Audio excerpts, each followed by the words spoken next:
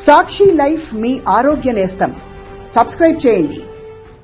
ఖరీఫ్ సీజన్లో విజయనగరం జిల్లాలోని ధాన్యం సేకరణలో రైతులకు ఎలాంటి ఇబ్బందులకు లోను కాకుండా పండించిన ధాన్యం విక్రయించేందుకు అన్ని ఏర్పాట్లు చేశామన్నారు మంత్రి బొత్స సత్యనారాయణ. రైతుల నుంచి సేకరించిన ధాన్యంకు వెంటనే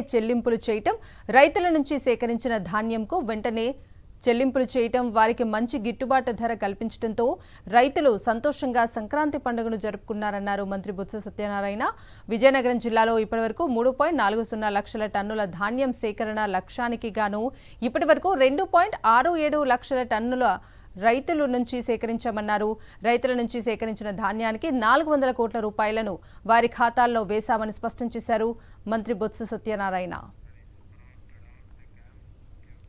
మేడారం సమ్మక్క సారలమ్మను మంత్రులు కొండా సురేఖ, సీతక్క దర్శించుకున్నారు. కొండా సురేఖ అమ్మవార్లకు తులాభారంతో నిలువెత్తు బంగారం సమర్పించారు. అనంతరం మేడారంలో జరిగే అభివృద్ధి పనులను పరిశీలించారు. మేడారంలో 1,50,00,000 రూపాయలతో నిర్మించే పూజారుల సముదాయ భవనానికి శంకుస్థాపన చేశారు.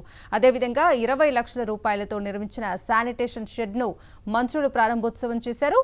ఫిబ్రవరి నెలలో జరిగే మహా జాతరలో అభివృద్ధి పనులకు ప్రభుత్వం 85 కోట్ల రూపాయలను మంజూరు చేసిందని మంత్రులు తెలిపారు. జాతరలో జరిగే పనులపై అధికారుల పర్యవేక్షణ ఉండాలని, పనులను నిబద్ధతతో నాణ్యతగా చేయాలని, పనుల్లో నిర్లక్ష్యం వహిస్తే సహించేది లేదని, అవినీతికి పాల్పడితే ఇంటికి పంపిస్తామని మంత్రులు హెచ్చరించారు.